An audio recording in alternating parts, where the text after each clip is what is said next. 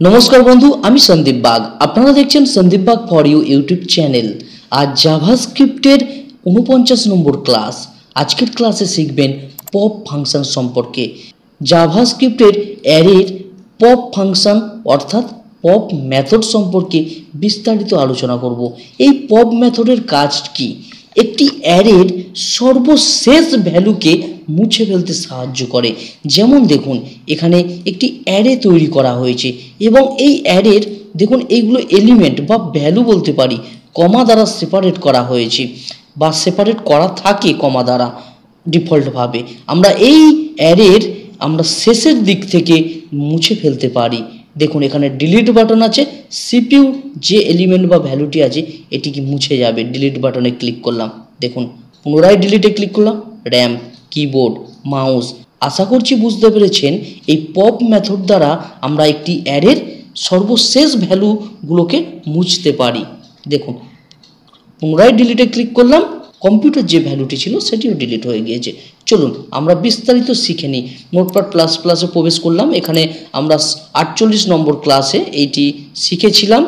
দেখুন এইগুলোকে ডিলিট করে দেব।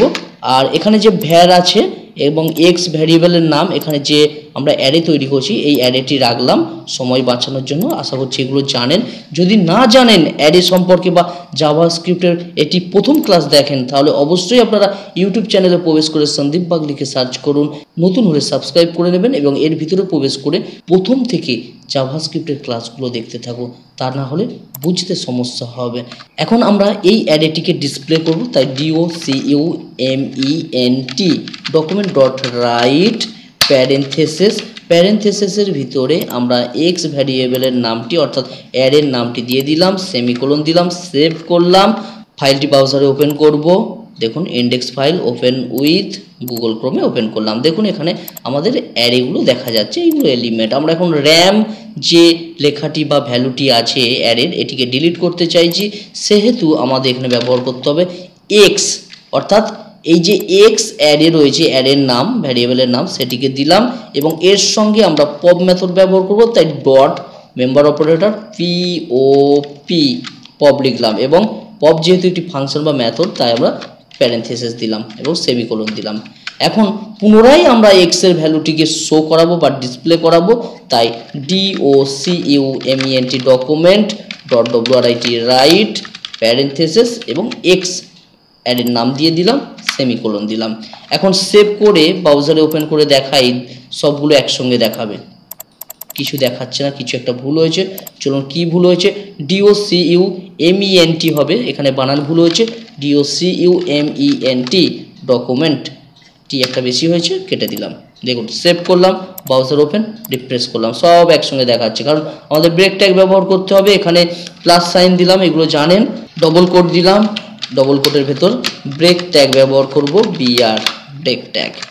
সেভ করলাম, ব্রাউজার ওপেন। এখানে দেখুন র্যাম আর নেই, ডিলিট হয়ে গিয়েছে। আশা করছি বুঝতে পেরেছেন। চলুন আমরা এখানে যে বাটনটি তৈরি করেছি সেই বাটনটি কিভাবে তৈরি করতে হয় একবার দেখে নিই। বাটন এই যে কোড আছে এখানে দেখুন, রিফ্রেশ করলাম, পুনরায় রিফ্রেশ করলে আমাদের অ্যারেগুলো এসেছে। এখানে যে ডিলিট করছি, ডিলিট বাটন, এটি কিভাবে কাজ করছে একটু দেখে নিই। এখানে দেখুন নিচে উদাহরণ, দ্বিতীয় উদাহরণ আছে, এইগুলো আপনারা কপি পেস্ট করে দেখতে পারেন।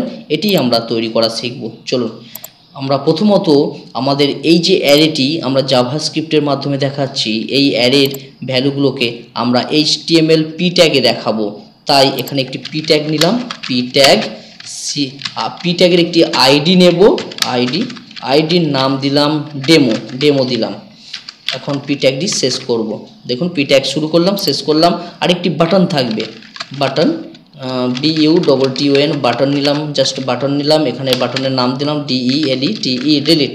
এখন আমরা এই অ্যারেটিকে আমরা আমাদের পি ট্যাগে দেখাবো, তাই এইগুলোকে সমস্ত কিছু ডিলিট করলাম। ডিলিট করে এখানে document document document dot get get এলিমেন্টে ই বড় হাতের, কারণ এই যে আইডিটাকে টার্গেট করতে হবে তাই না, পি ট্যাগে দেখাবো এই অ্যারেগুলো, তাই গেট এলিমেন্ট লিখছি ELEMENT এলিমেন্ট বাই বি বড় হাতের, আইডির আই বড় হাতের, ডি ছোট হাতের, আইডি, তারপর প্যারেন্থেসিসের ভিতর ডবল কোট বা সিঙ্গেল কোট দিতে পারেন। এই যে আইডি আছে পি ট্যাগের টার্গেট করব, তো তাই এই আইডিটিকে কপি করলাম, কপি করে এখানে পেস্ট করলাম। ডট INNER ইনার HTML টা বড় হাতের ইকুয়াল টু, এখন আমরা কি দেখাবো, আমরা এই অ্যারে দেখাবো। অ্যারেগুলো কোথায় দেখাবো, এখানে দেখাবো, সেটা টার্গেট করে নিয়েছি। এখন আমরা এক্স যে নাম আছে নামটি এখানে দিয়ে দিলাম, এখন সেমিকোলন দিলাম, সেভ করলাম, ব্রাউজার ওপেন, এই ট্যাবে আসলাম, রিফ্রেশ করলাম, দেখুন এখানে আমাদের দেখাচ্ছে। চলুন এখন ডিলিট বাটনের কাজটা করব, তাই আমাদের একটি ফাংশন নিতে হবে। নিচে আসলাম, ফাংশন কীভাবে তৈরি করতে হয় জানেন, FUNCTION ফাংশন নামে কিওয়ার্ড নিলাম, ফাংশনের নাম সন্দীপ দিলাম, প্যারেন্থেসিস দিলাম এবং কার্লি ব্র্যাকেট দেবো। এই কার্লি ব্র্যাকেটের ভিতরেই আমরা কোড লিখব। চলুন প্রথমত আমরা পপ মেথড ব্যবহার করব, কারণ এই একটি করে লাস্ট থেকে অ্যারে ডিলিট হবে। কোন ভ্যালু ডিলিট হবে, এই যে এক্স অ্যারে রয়েছে এই অ্যারের ভ্যালু ডিলিট হবে, তাই এখানে এক্স লিখলাম, তারপর dot member operator POP pop লিখলাম এবং প্যারেন্থেসিস সেমিকোলন দিলাম।